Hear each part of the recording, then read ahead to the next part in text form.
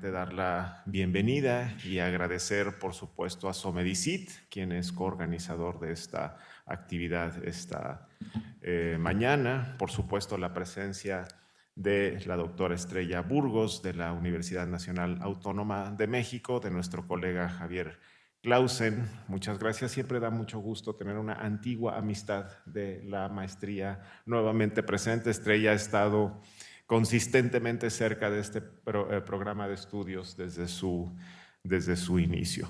Y bueno, muchas gracias. Tenemos un buen público para el ITESO y para el departamento. El tema de la divulgación de la ciencia y la tecnología siempre ha sido central. Es estratégico lograr y explorar el tema de la comprensión pública de la ciencia. Yo invito a Carlos Enrique a que haga las presentaciones. Carlos Enrique, coordinador, Carlos Enrique Orozco, coordinador de este programa de maestría. Bienvenidos otra vez y muchas gracias por venir.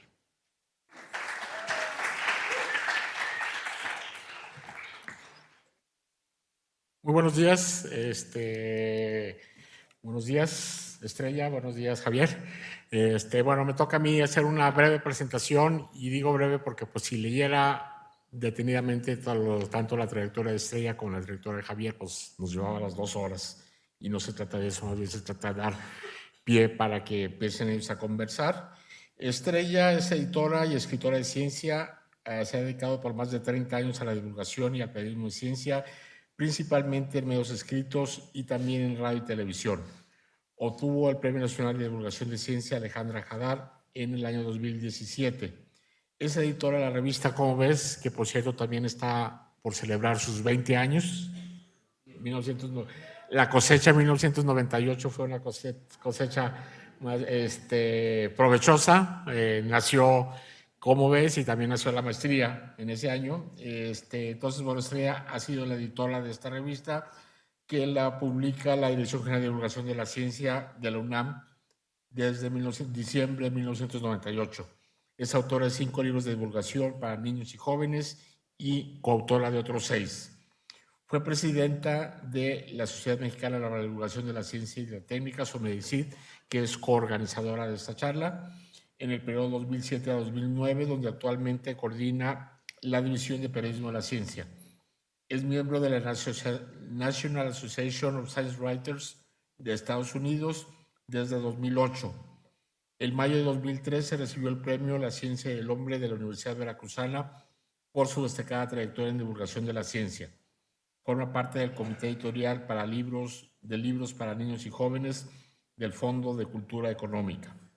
Ha impartido cursos de divulgación de la ciencia y periodismo científico para estudiantes y profesores en varias universidades del país y en la Universidad Estatal a Distancia de Costa Rica y el Consejo de Ciencia y Tecnología de Nicaragua. Fue profesora de la Escuela de Periodismo Carlos Septién García y da clases en el Diplomado de Divulgación de la Ciencia en la UNAM. Ha sido ponente y conferencista invitada en muchos congresos, tanto nacionales de la SOMEDICIT, congresos nacionales de divulgación de la ciencia, como también en congresos internacionales, principalmente a los de la Red POP de popularización de la ciencia en América Latina. Muchas gracias, Estrella. Y Javier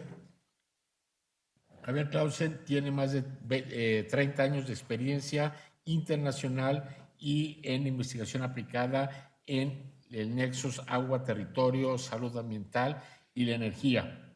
Fue egresado del programa de Ciencia Geológica de la Facultad de Ciencias Exactas y Naturales de la Universidad de Buenos Aires. Javier ha coordinado proyectos de geología del Cuaternario con paleontólogos, arqueólogos, edafólogos, sedimentólogos, antropófagos y demás fogos en los años 80, cuando todavía no hablábamos de 400.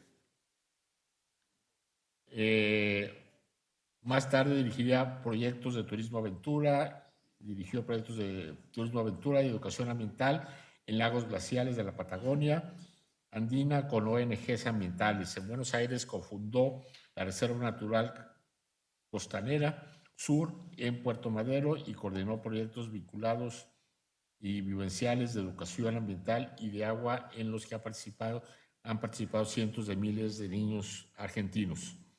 Javier fue seleccionado como geólogo ambiental sudamericano para investigar y remediar sitios con agua subterránea contaminada en toda California, en Nevada, Texas, Luisiana y Hawái, como parte de un equipo interdisciplinario.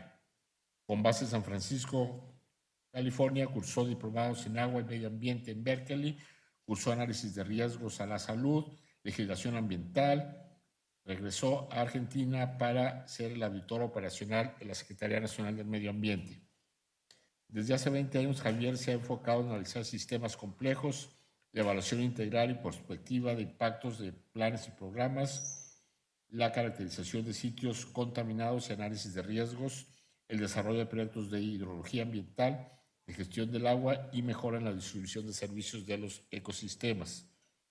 Javier también ha liderado la formación de capacidades profesionales en campos emergentes y dirigido proyectos de consultoría internacional para la mejora de estrategias socioambientales y eficacia de planes y proyectos. Es académico titular del ITESO, fue profesor huésped y ha coordinado numerosos proyectos complejos en la Universidad de Guadalajara. Hasta 2017 fue director de la International Association of Impact Assessment organización. Es fellow del programa LEED, auditor líder, ISO 14000, y hace casi 15 años fundó el actual programa de Ingeniería Ambiental del ITESO. Impulsó la implementación de caudales ambientales, incorporación de aguas subterráneas en las elevaciones de impacto social de propuestas de infraestructura o abastecimiento urbano. También, bueno, ha colaborado en decenas de foros, publicaciones y conferencias sobre evaluación de impactos 2.0 y alternativas incluyentes. Y bueno, sigue una extensa lista de actividades que ha realizado, que no voy a detenerme. Solamente quiero concluir diciendo que pues ha sido consultor del Consejo Nacional de Investigaciones Científicas, CONICET, en Argentina, y de la Secretaría de Recursos Naturales y Ambiente Humano, CENAR, Secretaría de Recursos Naturales y Ambiente Humano. En México ha trabajado en el Instituto Nacional de Ecología y Cambio Climático, en el IMTA y Semarnat. Pues muchas gracias, Javier, y pues les dejo el micrófono para que conversen sobre aguas subterráneas. Y gracias por estar aquí en el ITESO.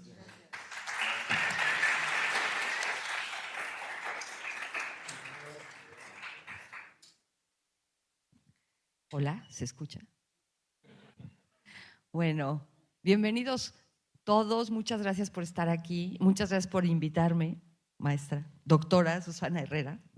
Les confieso que yo nunca había hecho esto antes, en este formato, ¿no? Ese es un experimento que estamos haciendo con Somedicit, este conversatorio, porque la idea es que ustedes participen mucho, porque, bueno, eso es lo que nos pide el concepto de apropiación social del conocimiento.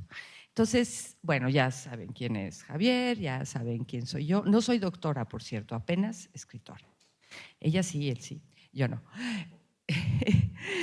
Pero, bueno, pues vamos a tratar de que esto sea muy, muy vivo, que sea muy, a lo mejor hasta polémico, Javier, quién sabe, ojalá.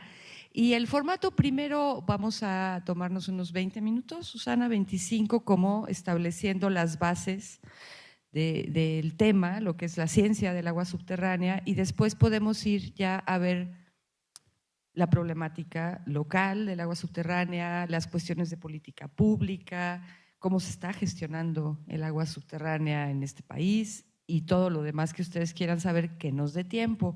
Yo le voy a pedir a Susana, como no me traje mi reloj, que nos vayas diciendo, porque pues nos podemos pasar aquí el día entero encantados, ¿no? Entonces, Javier, pues, ¿qué te parece si empezamos? Lo primero que me gustaría preguntarte, Javier, es ¿qué es esto de la ciencia del agua subterránea? Bueno, es un desafío, surgió de la geología, ¿no? Primero, durante mucho tiempo se estuvo estudiando, tratando de contestar la pregunta cómo fue el planeta, por qué vemos lo que vemos hoy en cuanto a paisaje, montañas, rocas, y estas grandes cosas fascinantes de la paleontología, por ejemplo. Yo me acuerdo como con mi abuelo subíamos a los Andes a ciertas montañas arriba de los 4.000 metros y veíamos amonites, ¿no? Estos caracolitos que vivían en el mar cuando los dinosaurios, el T-Rex y demás, se peleaban con todos los demás que aparecen en Jurassic Park, ¿no? Entonces yo le preguntaba a mi abuelo, ¿cómo cuernos llegaron estos caracoles ahí arriba? Son marinos, ¿no? Sí, claro, el diluvio universal, ¿no? Lo dice la Biblia. Y uno empezaba a pensar, joder, ¿de dónde salía tanta agua para inundar hasta los 4.500 metros en todo el planeta? Nunca hubo respuesta a eso. ¿Cómo subieron esos caracoles ahí arriba? ¿Por qué tienen la forma que tienen estas montañas tan empinadas donde había glaciares? ¿Por qué hubo glaciares antes y ahora no los hay? Y bueno, cuando se encontraron los huesos de los dinosaurios, decían, ¿estos bichos de dónde salieron, no?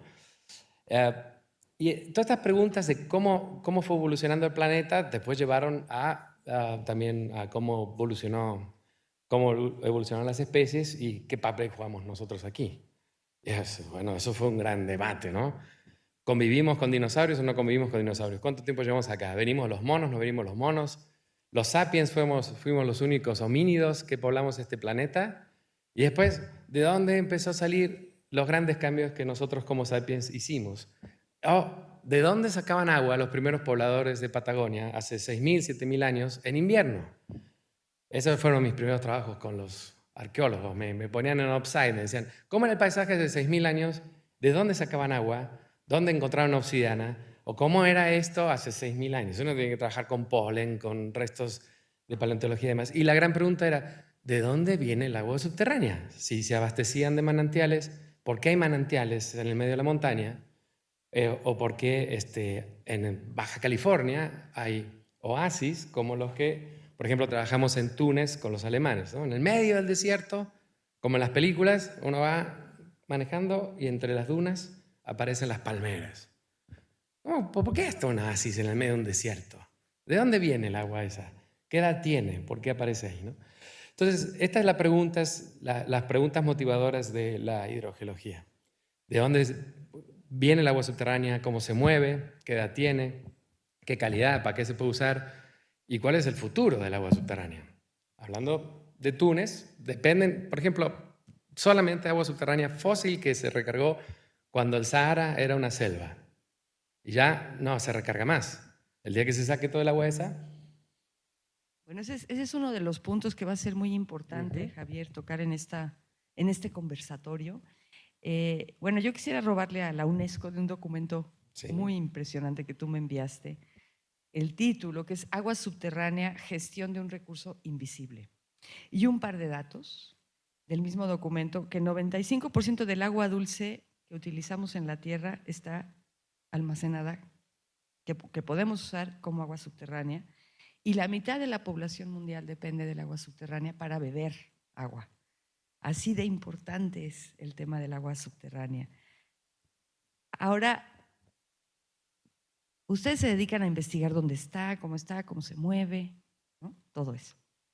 Y a nosotros pues nos interesa saber si hay o no hay y si vamos a tener agua, ¿no? Porque finalmente este es el recurso que necesitamos. ¿Cómo está ese panorama? Porque hace un ratito platicábamos y se veía bastante preocupante, Javier. ¿Por qué? Y sí, bueno, porque como decías, el gran desafío del agua subterránea es que no se ve. Y entonces la evolución de la hidrología, hoy podemos entender cómo se mueve el agua subterránea a partir básicamente de procesos geofísicos, de perforación de pozos de monitoreo, de hidrogeoquímica, de isótopos, de modelos matemáticos, pero siempre el conocimiento es de abajo para arriba. Y cuesta. O sea, el agua subterránea se mueve entre rocas, entonces cuesta conocerlo, hay que invertir en poder entenderla, monitorearla, saber cuánto hay. Y sí, el número es fantástico, digamos, el 95% del agua dulce disponible en el planeta es agua subterránea, es muchísimo, pero cuanto más abajo hay que buscarla y protegerla, más caro es, más difícil de entender y de alguna manera más difícil de comunicar. ¿Cómo comunicamos que dependemos de este agua subterránea cuando no podemos verla, ¿no? Si nos cuesta tanto proteger ríos, ¿cómo hacemos para proteger agua subterránea? Entonces el volumen es muy alto, depende del tipo de rocas, depende del paleoclima y de muchos factores. Pero, digamos, lo que nos preocupa a los hidrogeólogos, como decimos, hay tanta agua subterránea, es, bueno, vamos a seguir haciendo minería del agua y a sacarla porque está ahí, ¿no? Aquí cabe preguntarte, bueno, este recurso invisible, ¿no? Del que normalmente no somos conscientes hasta que no tenemos agua o hay problemas con el agua. No obstante que es subterráneo e invisible, lo estamos afectando brutalmente con cosas que hacemos aquí arriba, ¿no? En la superficie. ¿Cómo qué cosas son esas, Javier? Bueno, los manantiales, los oasis, donde aflora el agua subterránea durante años, ¿no? Pensar que el agua que está saliendo en un manantial y que alimenta, que sostiene ecosistemas, humedales y demás que dependen del agua subterránea, ese agua, por ejemplo, puede haber entrado en las rocas en la época que había dinosaurios. O después, pero millones de años, ¿no? Y fluye durante mucho tiempo. Entonces fue un sistema en equilibrio, un ecosistema planetario en equilibrio que dependía mucho del agua subterránea. La primera acción que hubo sobre el agua subterránea fue poner norias. Es en los castillos de Europa, ¿no?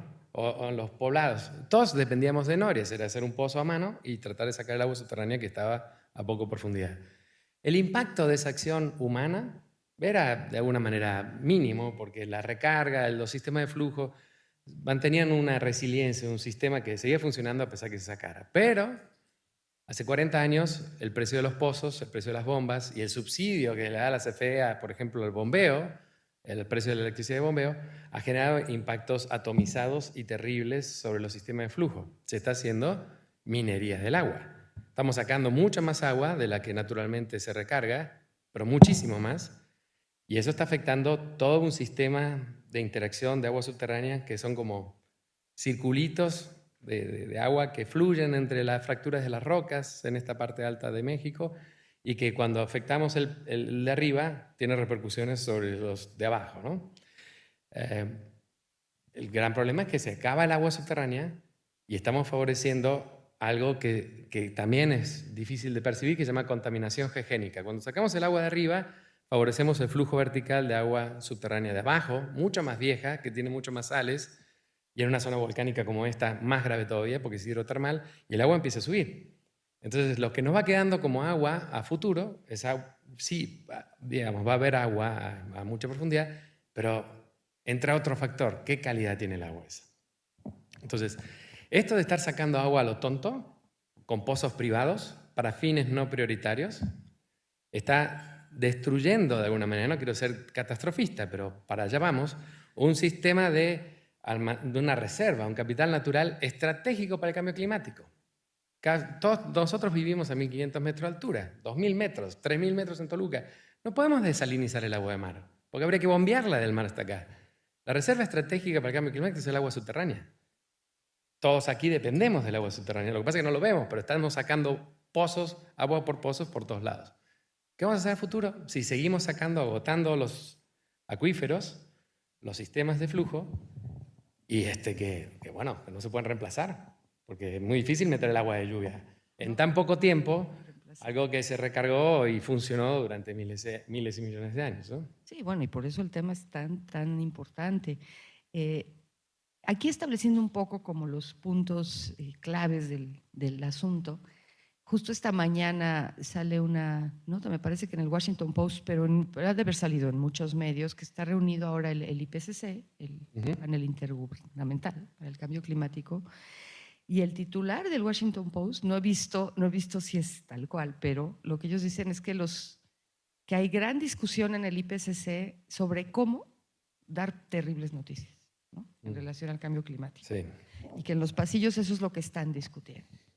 ¿Cómo se relaciona el tema del agua subterránea con el cambio climático, Javier?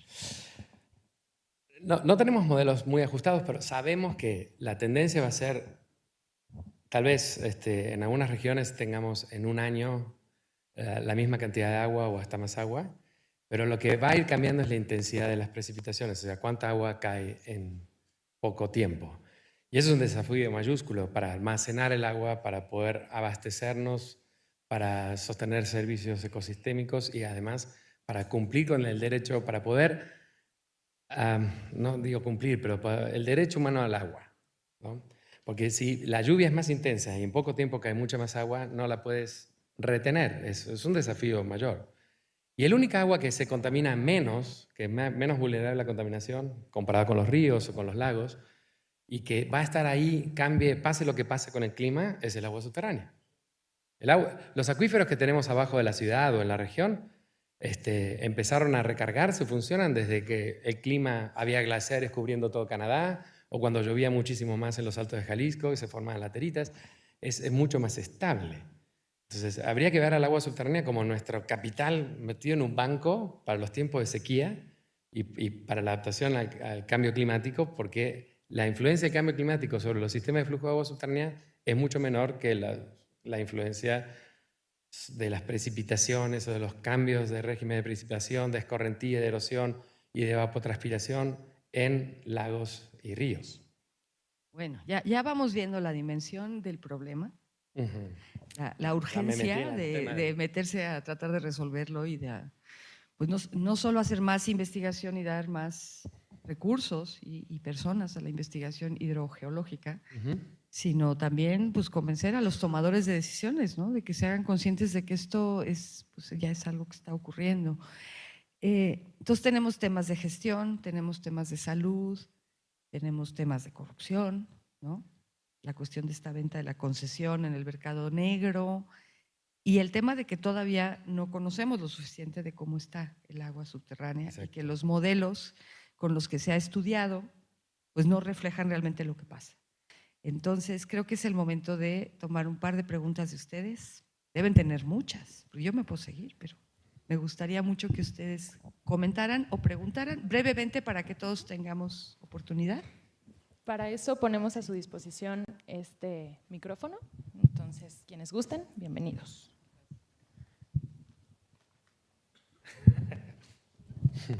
Yo inauguro. Bueno, es una pregunta, ¿no?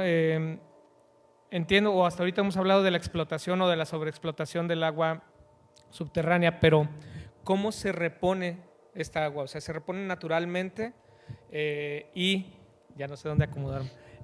Y en ese caso de que se repongan naturalmente, ¿cómo afectan la pavimentación, digamos, del área que cada vez es más amplia, que cada vez está yendo incluso más hacia el cerro?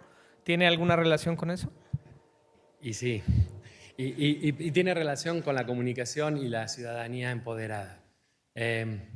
Porque el proceso de recarga, entre que el agua se mete en los sedimentos, por ejemplo, que cubren acá, son sedimentos volcánicos, muy permeables, extremadamente permeables, una maravilla geológica del planeta, el Valle de Tezistán. La última, siempre lo digo, lo repito mucho, pero la última erupción del Colli, que es un volcán activo que está acá a un par de kilómetros, que puede entrar en erupción de vuelta en cualquier momento, o un hijito, la última erupción antes de irse a dormir fue, ¡plum!, Piedra Pómez. Es raro que un volcán tenga erupciones con mucha piedra pómez, y el Colli tuvo piedra pómez, ceniza fina, pero la última cubrió de piedra pómez todo el Valle de Tezistán. Es tan permeable que no hay ríos, porque casi todo el agua de lluvia se infiltra, y ya está ahí. Recarga o no acuíferos es otro tema, pero ya no se evapora, ya está metido en el suelo. Además, la piedra pómez retiene la humedad durante mucho tiempo, entonces la producción de maíz, por ejemplo, es muy alta. Pero esa recarga es muy lenta, ¿no? Depende de cuánto llueve en el año. Y el milagro de Tezistán no se da en otros lados, porque el agua se tiene que meter en fracturitas de las rocas, por ejemplo, en el bosque de la primavera. Entonces, de todo lo que cae de agua de lluvia, alguna parte se mete en las fracturas de las rocas, se mete entre los poros de la piedra pómez, y puede ser un volumen grande, pero comparado con lo que escurre en superficie, siempre va a ser menor. Básicamente es un proceso muy lento. Y por más que sembremos árboles, y por más que va a ser muy lento, hay que comparar que todo el agua subterránea que está abajo, no toda, pero gran parte, se recargó hace mucho tiempo. Y las bombas sacan agua muy rápidamente. Estamos hablando, probablemente, estoy exagerando, por una cuestión de comunicación titular, de 100 a 1, de 1000 a 1, lo que estamos sacando con respecto a lo que se puede llegar a recargar. Y por más que hagamos recarga inducida, que son sistemas donde colectamos el agua de lluvia para poder meterla en el estrato o en la roca más permeable y poder guardarla ahí, acabo de venir de La Paz, en Bolivia, donde están haciendo eso con agua que se está derritiendo en los glaciares, porque saben que en 10 años se les acabaron los glaciares, entonces ahora tienen un surplus de agua y la tienen que recargar, porque si no, se termina evaporando, contaminando aguas abajo. Esos procesos aún no llegan a la tasa de minería del agua. El drama es la extracción, la demanda, para usos no prioritarios. Y si además le sumamos la impermeabilización de las ciudades, por ejemplo, en este caso Guadalajara, que está impermeabilizando un estrato hiperpermeable que está en superficie, abajo de este edificio, bueno, cuando pasen caminando por ahí en el ITESO estén haciendo algún pozo de absorción o en las construcciones que están alrededor, es muy interesante ver cómo se ven los estratos de piedra pómez, muy potentes, muy permeables, a distintas profundidades. Eso es fantástico para infiltrar, pero si lo tapamos de pavimento, de casas, eso genera un problema de riesgo. O sea, un servicio ecosistémico de provisión de agua, de soporte, lo transformamos en un riesgo, como lo está trabajando Hugo de Alba, ¿no? Un riesgo de inundación. Entonces perdemos el agua. Inunda, se contamina, se va al río Santiago, terminan las presas de Santiago, que con todo el carbono y el fósforo que estamos tirando, son una máquina y están a 30 y pico de grados de temperatura, una máquina de generar metano, y nos quedamos sin agua para el futuro. Sí, todo lo cual suena extraordinariamente absurdo, ¿no? Y peligroso. Es medio surrealista, digamos. Sí. ¿Otro comentario en este punto? Acá, por favor, al micro que está aquí. Bueno, sí, ponte atrás de él. No, para que hables en el micrófono. Hola, buenas tardes. Comentabas sobre el impacto que tiene el crear ciudades, por así decirlo, zonas urbanas, para que se regenere este sedimento de agua, ¿sí? ¿Entendí bien? Cuando impermeabilizas, cuando le pones concreto, no dejas que el agua, si hay sedimentos en superficie, como los que hay aquí en Tezistán o abajo de este edificio, muy permeables, tú cuando lo tapas de concreto, el agua de lluvia ya no se infiltra y ya no recarga. Okay. Hay otras ciudades que están puestas en zonas de suelos vertisoles de arcilla donde no hay mucha recarga, o en rocas que no están fracturadas. Entonces la recarga urbana, la recarga natural urbana es menor. Ok, mi Pero pregunta es, ¿hay algunas sociedades que tengan el tipo de suelo que nosotros tenemos que estén haciendo algo? Porque me llamó mucho la atención que se ha utilizado la palabra es una situación preocupante. Y la palabra preocupante es antes de ocuparse. Sí. Entonces, ¿qué estamos haciendo antes de ocuparnos o para ocuparnos? Entonces sí hay opciones, hay manera de ocuparse. Pero tenemos que actualizar la regulación, tenemos que actualizar los estudios. Y después de muchos años en México, tenemos que controlar la demanda. Antes de tomar otra pregunta, me gustaría preguntarte, Javier, también sobre algo que me comentaste antes de que entráramos, que a mí me dejó verdaderamente perpleja. Y es en la cuestión de los estudios de impacto ambiental. ¿Qué pasa con el agua subterránea? Yo pido un estudio de impacto ambiental. Yo soy una megamillonaria que quiero hacer un resort aquí cerquita de Puerto Vallarta o aquí a tierra adentro. Pago mi estudio de impacto ambiental. ¿Y qué pasa con el agua subterránea en ese estudio? Es otro problema de sistema, Estrella. Déjame darte primero tu celular que se te cayó. Gracias. Y que yo pensaba llevármelo, pero ya me remordió la conciencia. ¿No es cierto? Pero gracias por avisarme. Me hubiera recibido así. Muchas gracias. ¿Cómo dependemos de esto? Pero lo bueno es que está pagado para que no moleste. Las evaluaciones de impacto en México también son obsoletas, ¿no? Como exdirector de la Asociación Internacional de Evaluación de Impacto, es un trámite que lamentablemente tiene que ser una herramienta comunicacional. ¿Qué pasa si yo hago un proyecto, un resort o un plan de movilidad o el CIAPA decide ver de dónde va a sacar agua dentro de 20 años? La evaluación de impacto es qué puede pasar si y tiene que comparar alternativas. No acción, lo dejo como está. Alternativa A, un resort. Alternativa B, no sé, una infraestructura verde azul, un parque público, una zona de recarga. Alternativa C, bueno, X, para solucionar un problema. Y tiene que ser objetivo, tiene que ser científica. El problema es que en México lo paga el promovente, el que tiene una idea, sea política, de política pública o un resort, y le va a decir al consultor, esto es lo que quiero que digas, ¿no? Y entonces va a ser una mía, que es el mamotreto de impacto ambiental, que son 8 tomos que nadie puede leer porque está en jerga y cuyo objetivo es que nadie entienda nada. Es la anticomunicación, ¿o no? No sé si les tocó alguna vez verlo. Entonces es una herramienta de gestión ambiental mal usada, obsoleta y que además avala la depredación. Yo quiero poner un barrio en el Tezistán donde había récord de cosecha de maíz, ¿no? Muchas toneladas por año. El récord nacional.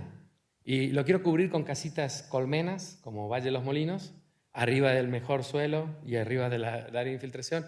Le voy a pagar un consultor para que diga, no digas nada del agua subterránea, di que hay liebres machos, liebres hembra, una cuestión de biodiversidad mínima, estúpida, y hazme 5 tomos para que nadie entiende nada. Y entonces el que está en el Estado no tiene tiempo a revisar, no puede ir a campo, la ciudadanía no se entera de qué es lo que va a pasar, porque no es una herramienta de comunicación, es una herramienta de confusión, digamos, ¿no? Y el agua subterránea no figura nadie, nunca, porque nadie lo pide, porque parecería que el agua subterránea no forma parte de los ecosistemas. El intangible, El intangible, invisible. Exacto. Susana, queremos más preguntas de público, Sí, ¿verdad? O pasamos el comentarios, micrófono para que no tengan opiniones, que venir. o propuestas también. Bueno, ¿qué tal? Soy Joaquín y pues mi pregunta va muy relacionada con lo que preguntó mi compañero Alex.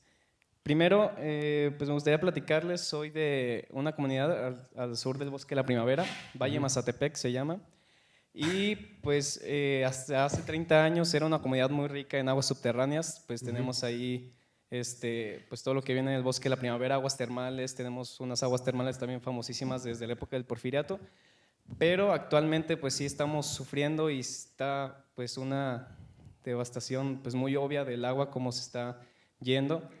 Y pues bueno, por varios motivos, entre uno de los más grandes pues la industria agrícola, pero sobre todo por las grandes industrias de berries y de tomates que se pusieron por allá, y pues que los pozos no están regularizados, hay una extracción de agua pues exagerada que está dejando sin agua a toda la población. Entonces pues mi pregunta es de ahora sí cómo la sociedad organizada podemos actuar contra eso, porque pertenecemos al municipio de Tala, pero pues Tala ha hecho pues caso omiso a todas nuestras quejas y súplicas. Entonces ahora sí que cómo pues la sociedad organizada podemos enfrentar alguna de esas empresas, porque pues en Mazatepec no vamos a esperar que no tengamos agua para actuar, sino pues ahorita de prevención.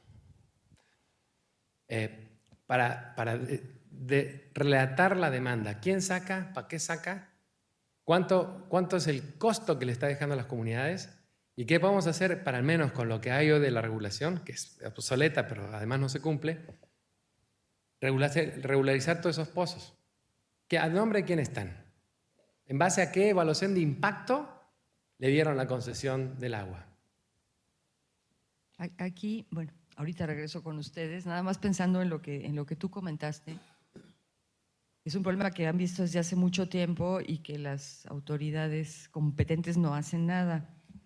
Y esas cosas, eso es terriblemente frustrante y además es como criminal, ¿no? Porque existe esto, el derecho humano al agua. Entonces yo quisiera preguntarte, Javier, por un lado, si enfocamos esta necesidad de que se revise la legislación, de que se sancione a quien está haciendo un uso depredador, se puede enfocar con el tema de derechos humanos a través de comisiones de derechos humanos, por una parte, y por otra parte yo les preguntaría a ustedes, a los estudiantes del ITESO, sobre todo los que están en el área de comunicación, ¿qué creen ustedes que pueden hacer los comunicadores del conocimiento científico como ¿no? La ciencia del agua subterránea, para ayudar a comunidades como esta comunidad de donde provienes tú, a que convenzan a los tomadores de decisiones o los presionen o yo no sé cómo, para que hagan algo? Entonces son como dos preguntas, una para ti, una para quien de ustedes quiera contestarla.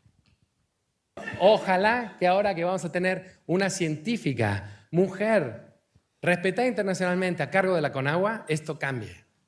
Porque el gran drama de México va a ser que cuando se acabe el agua subterránea, a 1500 metros de altura no tenemos otra opción. Nos tocan 5 años de sequía, Chapala baja de nivel, los conflictos van a estar en la puerta de toda industria, de todo campus, de cualquier usuario del agua, ¿no? Bueno, y eso lo que nos estás diciendo pues es que hay muchísimo que hacer, ¿no?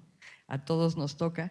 Me dice Susana que hay muchas preguntas. ¿No? Yo creo que aquí ya en un diálogo y argumentando y escuchando y preguntando, etcétera, pues la mayoría nos vamos al menos con una conciencia de que hay un problema y que hay que dejar de explotar, etcétera. Yo personalmente ya quité mi césped y puse césped artificial. Soy miembro de la mesa directiva de Micoto y seguramente voy a llegar a proponer me van a mandar por un tubo, pero voy a llegar a proponer pues que se quite el pasto que está para poner pasto artificial. Entonces, esta actividad, por ejemplo, tiene un impacto yo creo que grande, aunque sea en un público pequeño. La pregunta aquí sería, se está grabando desde el laboratorio, estamos teniendo un producto audiovisual. La Sí, pregunta pues sería, déjame verlo, porque ¿lo podemos sacar o no? Van a meter en Aeroméxico. ¿Lo podemos sacar o no? ¿Lo podemos compartir? ¿Lo podemos...? Yo creo que editemos, pero a mí me parece que, perdóname, pero creo que el ITESO es la única institución académica que ahora puede tener un posicionamiento claro sobre el tema del agua subterránea. Pero tenemos que empezar en casa, que estamos avanzando. O sea, certificarnos como campus verde y reciclar todo el agua que podamos y empezar a reemplazar pasto por suculentas. Se puede, ¿no? Y queda muy bonito. Tenemos un parque fantástico y les paso el aviso para que conozcan ahí atrás de la RUPE, ¿no? Esas son medidas personales, pero necesitamos una política pública mucho más agresiva. Y cada vez que pedimos una evaluación de impacto en esta región, bien hecha, en el scoping, que es la definición de alcance, hay que meter el agua subterránea. Para que el promovente demuestre que no va a generar más impacto sobre los sistemas de flujo subterráneo. Y que busquen alternativa de economía circular. Agua residual nos sobra. Cuesta, pero es un problema de energía. ¿No? ¿Ya tenemos más intervenciones? Sí, yo. Bueno, mi nombre es Diego, me parece muy interesante la charla que estamos teniendo y me surgió una duda y como más bien aclaré las ideas. Por ejemplo, en lo personal yo siempre culpaba al gobierno, que era un poco corrupto y brindaba las concesiones que tú nos estás diciendo, pero me estoy dando cuenta y la pregunta es, si estoy mal, que me orientes. Entonces, más bien, el procedimiento para lograr mejorar esto no es el gobierno ni las personas que están sacando de los pozos, más bien somos nosotros, ¿no? Tendríamos que cambiar primero la mentalidad de todas las personas desde casa, pues.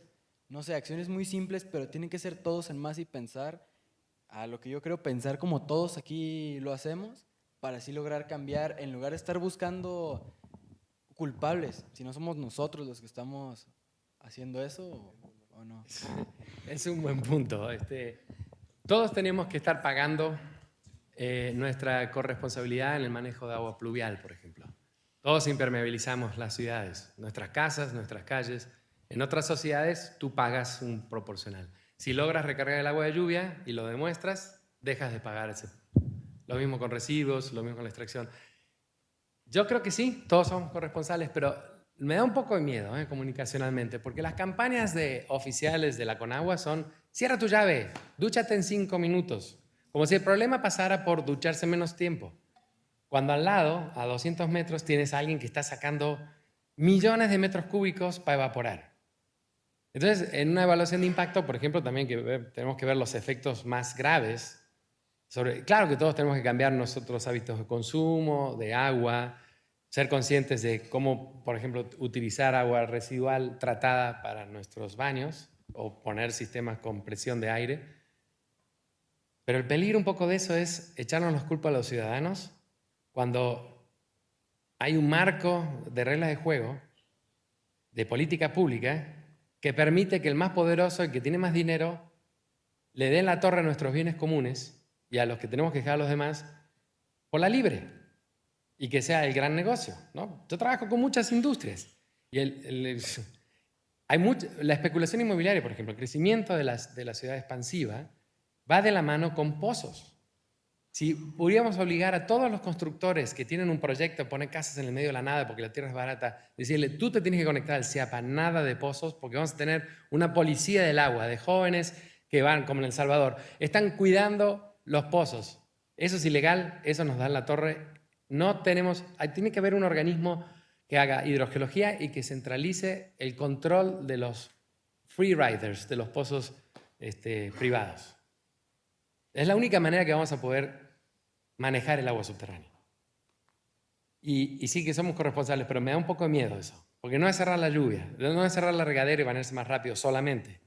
Es que los grandes consumidores, los grandes evaporadores, reemplacen el agua subterránea por agua de segundo uso. Y eso tiene que ser el Estado y la iniciativa privada. Entonces tiene que haber incentivos, tiene que haber control, tiene que haber mejor comunicación y va de la mano con la planeación urbana, con la planeación en el campo, con la promoción económica. No podemos seguir diciendo a los aguacateros, sigan sacando agua, total, ¿no? Después, no sé, rezaremos.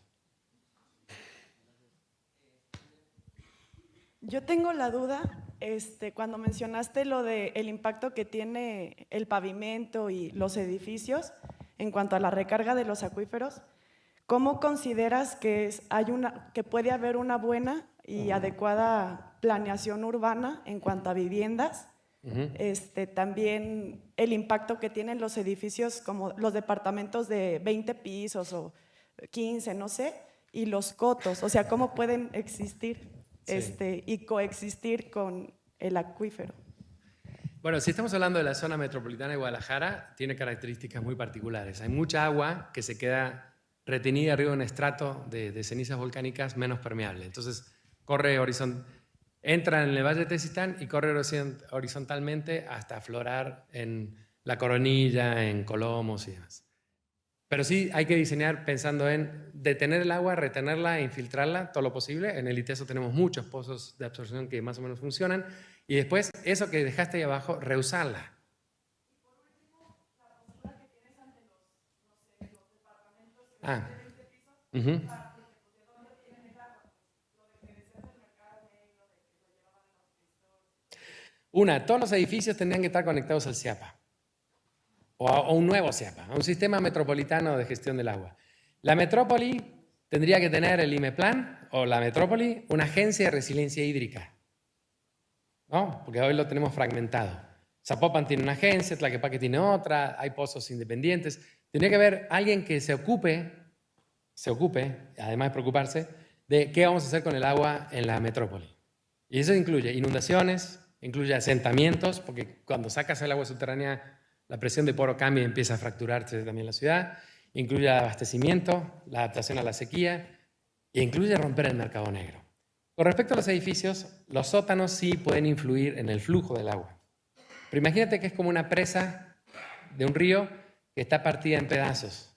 El agua va a fluir de todas maneras, por donde pueda pasar. Va a fluir más rápido, puede llegar a ser algo que se llama como socavamiento por reacomodo de los piroclastos, pero no es tan grave eso, ojo, con pinzas, no es tan grave como la minería del agua.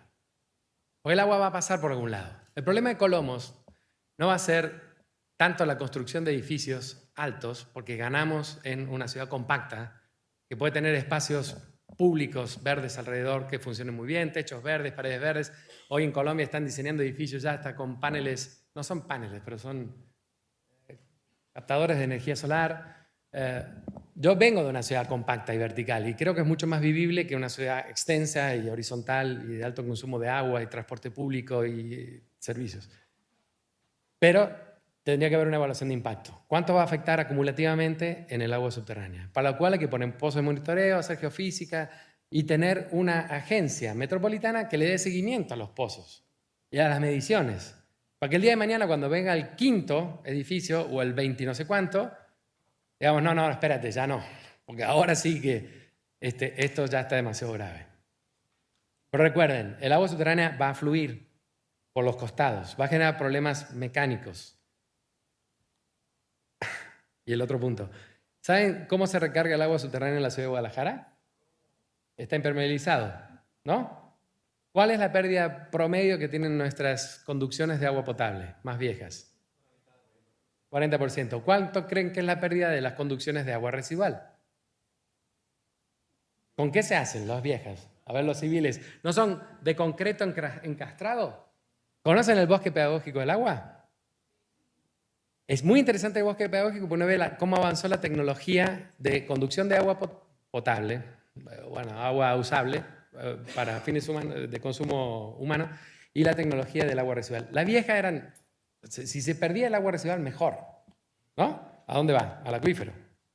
El agua residual es un capital en la economía circular. Entonces hay que evitar las pérdidas, tanto del agua para la ciudadanía como el agua residual, porque si no contamina el agua subterránea. Entonces tenemos una recarga inmensa de los caños rotos, de todo lo que está perdiendo la ciudad, pero no es agua, no la tomaríamos, ¿no? Eso es tan grave como los sótanos. Evitar infraestructura subterránea en malas condiciones que infiltre agua contaminada, porque no solamente es el agua de nuestros baños, de la que somos corresponsables, sino talleres mecánicos, etc.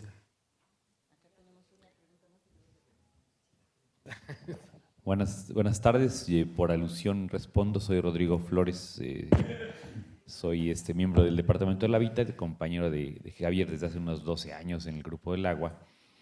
Colaboro con el CIAPA representando al ITESO en la comisión tarifaria. Y ahí está muy padre porque uno tiene acceso a muchos datos que deberían ser públicos. Entonces, en buena gobernanza, convencimos al CIAPA de que empezar a subir a la red. Entonces, cada vez hay más información sobre el CIAPA en la red que nos es útil para ver el tamaño del monstruo. Antes de seguir, porque lo tengo en la cabeza y me estorba para pensar, un comercial sobre la infiltración en el ITESO. Pasé en la mañana por donde se juntan luego a fumar, ahí por el Arrupe, está lleno de colillas. Entonces, mi primer mensaje es que dejen de fumar. Pero si no van a dejar de fumar, fumen en donde les pusimos los ceniceros, porque ahí están dejándose colillas. Las colillas tienen arsénicos y porquerías que se infiltran y echan a perder todo lo de la recarga. Están infiltrando venenos. Los que tengan, antes había un grupo de jóvenes que se llamaba Reduce, que muy decentemente se ponían un guante y recogían toda esa porquería de colillas y las echaban en otro lugar. Entonces, si ya se graduaron, entonces ya nadie lo está haciendo. Servicios Generales no lo está haciendo. Entonces, si alguien le da apuro, haga ese servicio social de decirle a sus amigos que dejen de fumar allí donde no se debe y recojan las que ya están ahí, porque estamos envenenando vía nuestras recargas. Ahorita no sé si nos puedas ilustrar qué puede pasar con esas colillas ahí. Evítenlas, son el enemigo. Cierro el comercial. Ahora, en enero de 2013, el gobernador electo de Sandoval, ahorita en funciones todavía, bueno, me preguntó durante las mesas de transición si el ITESO tenía un proyecto alternativo a la presa. Le dije sí. Pues agenden una reunión. Nunca sucedió esa reunión, pero nosotros nos pusimos a trabajar y diseñamos esta idea de reducir la demanda desde Guadalajara mediante economía circular del agua. Y entonces le hemos estado dando seguimiento. En el CIAPA, con los datos de ellos estuve viendo por dónde andaba esa economía circular. Entonces ellos ya tienen plantas residuales de tratamiento en Río Blanco y ellos la venden y ponen ahí en los informes anuales cuánto están vendiendo de agua. Venden bien poquito, venden como 16 litros por segundo de los 10.5 que se usan de abasto. O sea, uno ve cuánto debería ser. Todo ingeniero civil sabe que más o menos la proporción de entradas salidas es de 80% en el agua doméstica.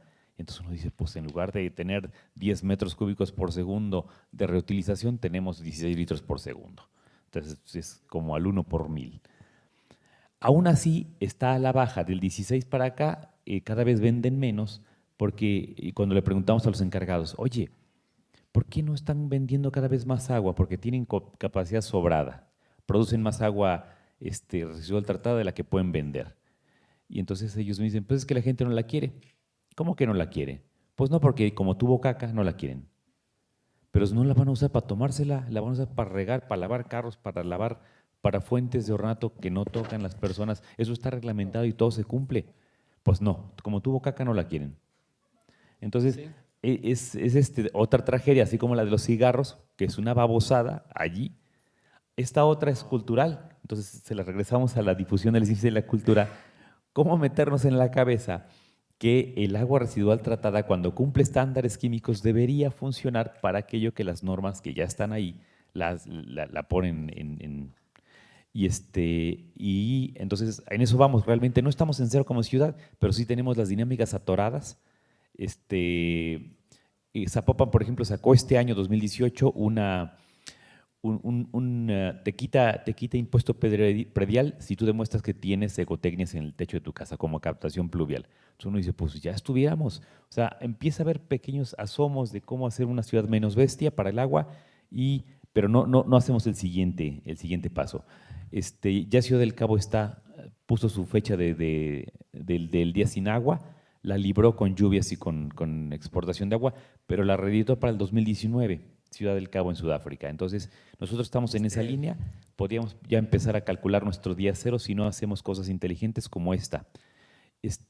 Y ya no sé cómo iba yo a cerrar. Ah, sí, pregunta para Javier. Si usaran el agua residual tratada para enfriamiento, ¿tendrían que tomar en cuenta toxinas que se generarían por el calor? Cosas que no hayan estado tomando en cuenta en las normas de simplemente agua para... Como compuestos orgánicos volátiles y demás. Sí, depende de lo que traiga, pero eso es lo más fácil de tratar, porque lo pasas por carbono activado. No, la norma es del principio del siglo XX.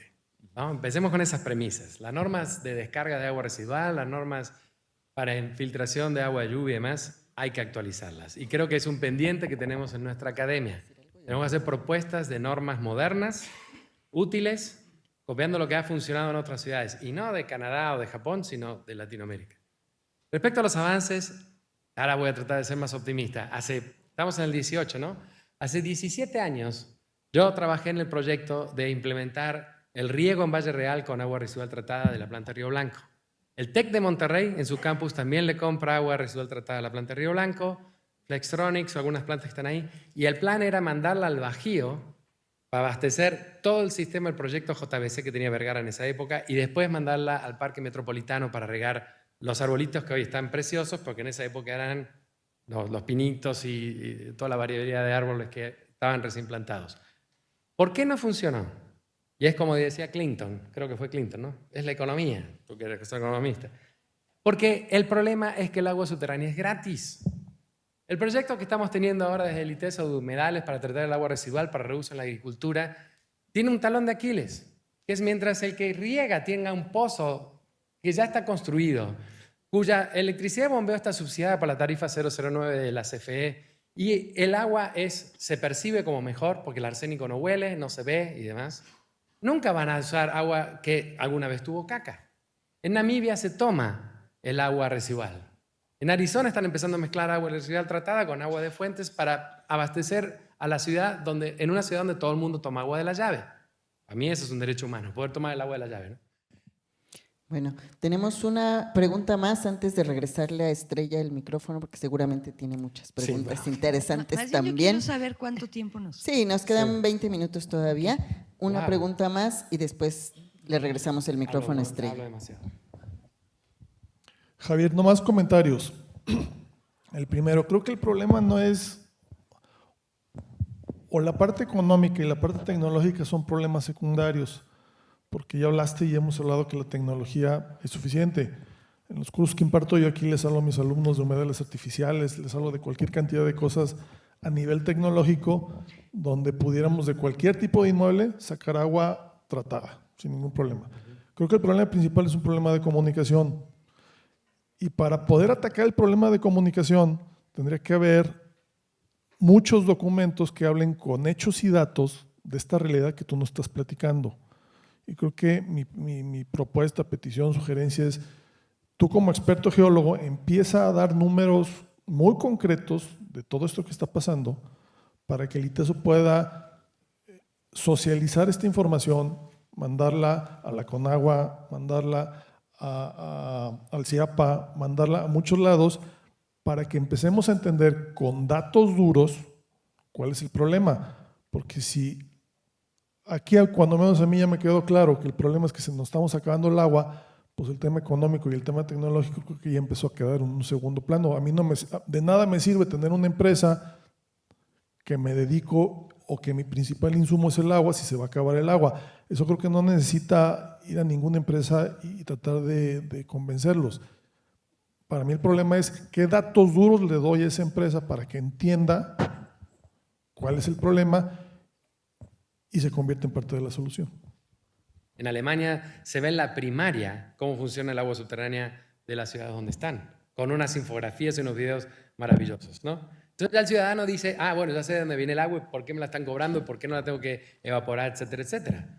Sí, es un desafío de comunicación, de educación principal, pero por otro lado me parece que de gobernanza y de políticas públicas, porque es el Estado el que tiene que velar por el bien común y los bienes compartidos de alguna manera, ¿no? Pero bueno, es un buen tema de debate para el Grupo del Agua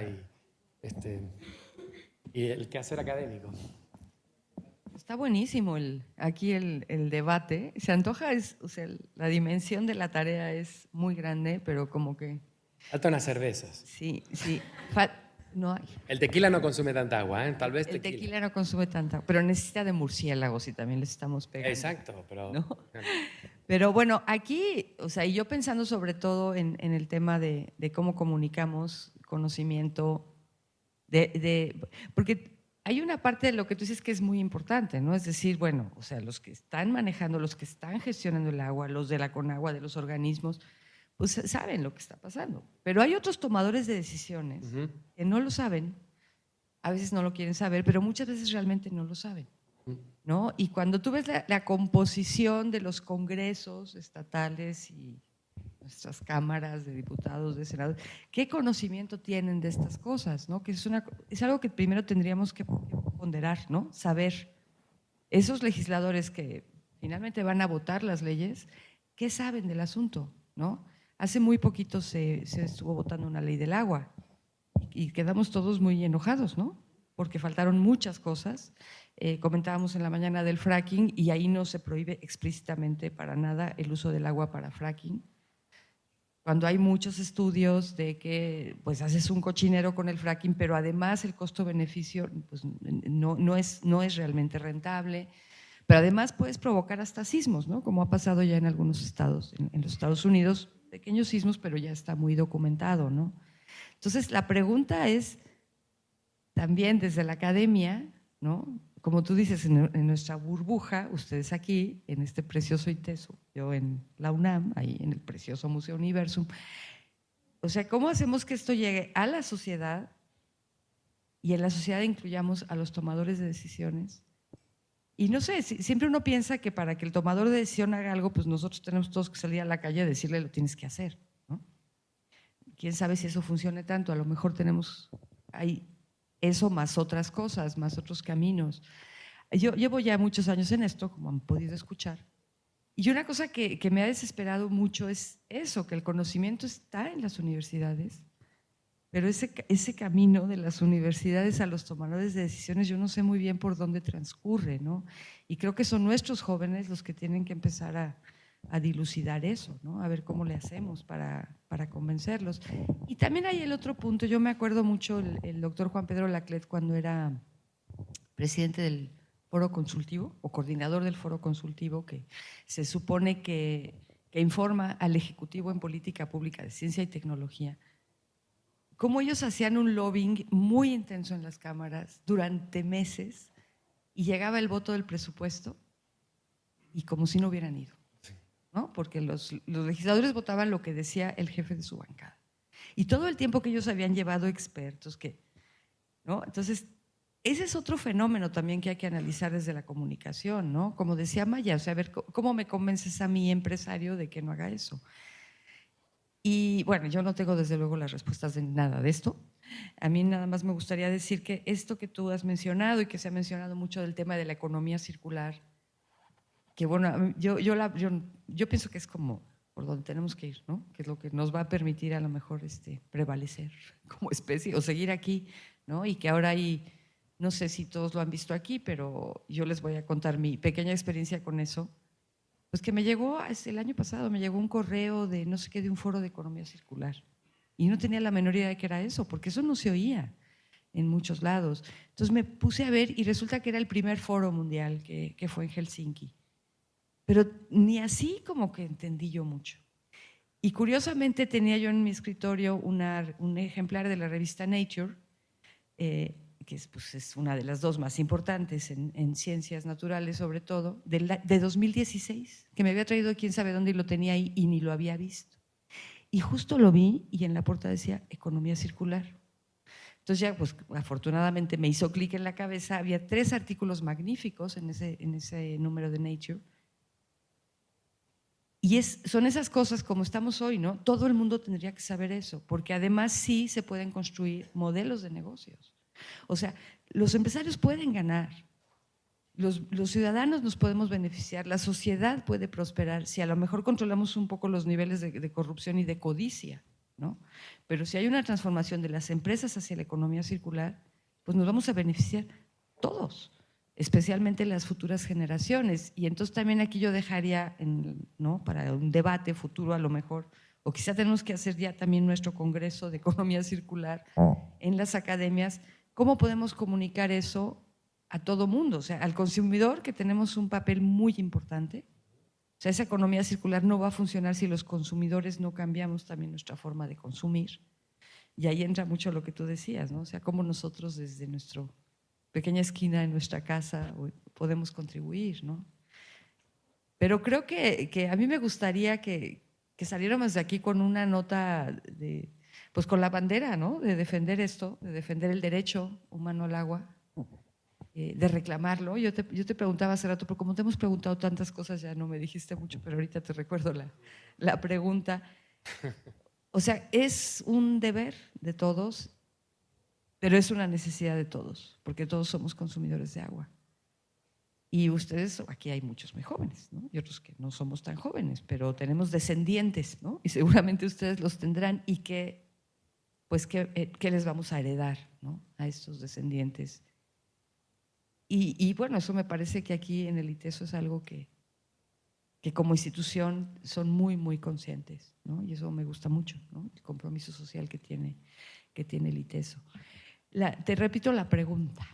¿Podría servir de algo que enfocáramos el problema? Bueno, hay que enfocarlo de muchas maneras y necesitamos muchos. Ya vieron que es complicadísimo y que tiene que intervenir muchas instancias. Pero desde el punto de vista de los derechos humanos, que son fundamentales, ¿no? Y yo creo que es fundamental orientarlo por derechos humanos. En el grupo académico del agua tomamos una decisión, ¿no?, el año pasado, de tratar de enfocar los desafíos y los problemas del agua desde la óptica de derechos humanos, porque creo que es lo primero. Y creo que es muy interesante también pensar que muchos de los jóvenes que están sentados aquí, brillantes, dentro de poco tiempo van a ser tomadores de decisión. De hecho, tenemos muchos egresados que están tomando decisiones en el ITESO. Entonces, y hay una pregunta sobre, bueno, ¿cómo incorporar, por ejemplo, en las ingenierías los derechos humanos? Y el agua me parece un eje transversal clave, ¿no? Agua, territorio. Y entonces, complejizar este debate y no pensar solamente cómo sacamos más agua, sino cómo hacemos para que haya trabajo y negocio en cuidar el capital para las empresas y para las comunidades a futuro, ¿no? Y a la vez, algo que siempre quiero aprender de los economistas o de los que trabajan en política pública, cómo poder tener subsidios cruzados. Nosotros que consumimos agua y que la podemos pagar, ¿cómo pagamos una tarifa real para que el CIAPA, el organismo metropolitano que gestiona el agua, tenga dinero para cuidar las fuentes, para cerrar pozos, para comprar concesiones, para que sea negocio perforar pozos de monitoreo y no de extracción, que son totalmente diferentes, ¿no? Para que sea negocio poner planta de tratamiento, para que sea negocio hacer un estudio de análisis de riesgo para saber qué calidad tiene que tener el agua de la planta de tratamiento para el uso que le quiero dar, que puede ser hasta agua bebible hoy en día. Poner la tecnología al servicio de los derechos humanos y no el negocio extractivo, que es el que hoy está. Y cuando nos tengamos que sentar con un CEO de una empresa, poder decirle, mira, es que este es negocio y bajas riesgos, usando el agua de esta manera, reutilizando en tal lugar, aplicando economía circular, y además tu imagen mejora muchísimo. Muchas de las empresas también se manejan por la imagen, porque son innovadores en la gestión del agua. Es un tema, pero yo creo que hoy las ingenierías, la comunicación y demás, tiene que ir orientada a los derechos humanos, digamos, individuales y colectivos, ¿no? Nos dicen por allá que nos quedan 5 minutos. No sé si hay algo que alguno de ustedes no dijo y que lo está carcomiendo por dentro y que se tiene que levantar y decirlo antes de irnos. Parece que sí. Vamos a ver. Bueno, no me está carcomiendo, pero sí tengo la intención de decirlo. Estoy trabajando para el nuevo proyecto del Museo de Ciencias Ambientales.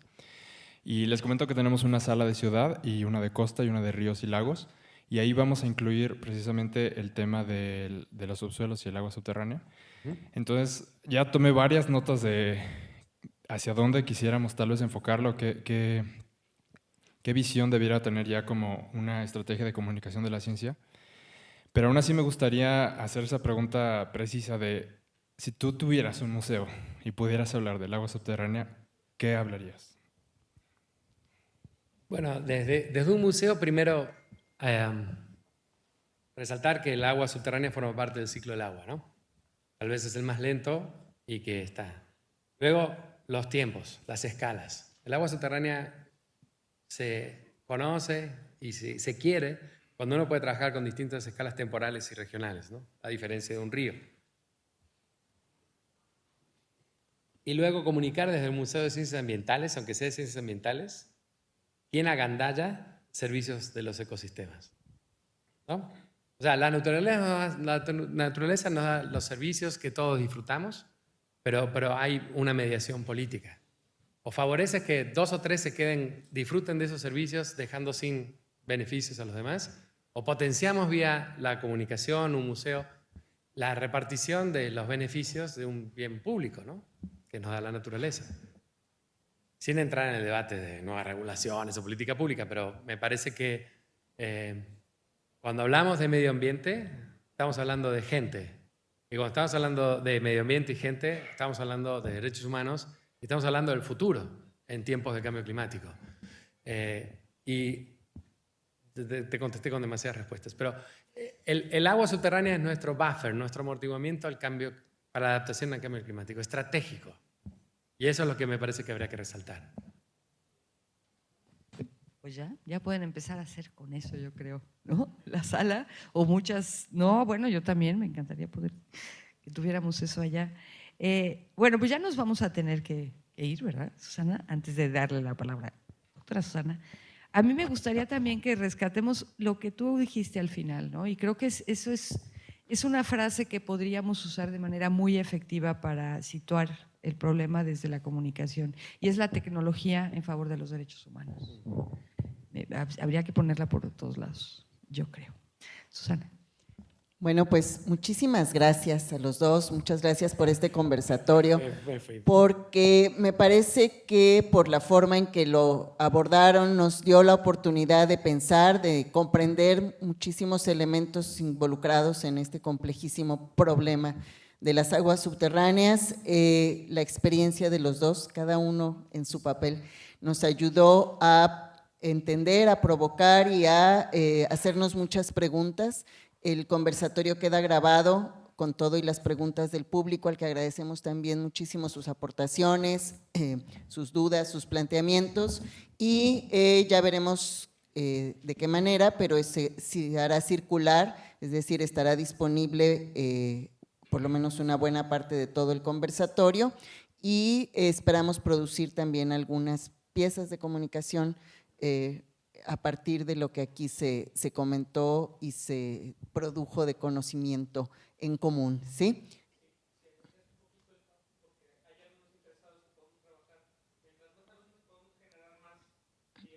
Sí, bueno, en el Departamento de Estudios Socioculturales tenemos un proyecto de aplicación profesional, un PAP, de comunicación de la ciencia, y vamos tratando de abordar diversos temas importantes para la región en términos de problemáticas sociales, en este caso socioambientales. Entonces, será muy, para aquellos que quieran especializarse o formarse en estos asuntos de comunicación, bueno, pues es un escenario ideal para acercarse. No tienen que ser comunicadores, la idea es que sea precisamente interdisciplinario. Gracias, Guridi, por recordárnoslo. Y bueno, es parte del trabajo que haremos, que hacemos para abordar este asunto que tan por diversos lugares y desde diversas voces salió, la importancia de comunicar. Y por eso están aquí nuestros dos invitados, porque son conscientes y responsables de estar comunicando, no solamente produciendo el conocimiento, como decías Estrella, en la universidad. Javier es uno, junto con otros de nuestros colegas del Grupo del Agua en particular, de los científicos conscientes de la importancia de comunicar y no solamente producir el conocimiento, sino comunicarlo a todo tipo de público necesitado de este conocimiento. Pues les agradecemos muchísimo, muchas gracias Estrella por venir desde la Ciudad de México a acompañarnos.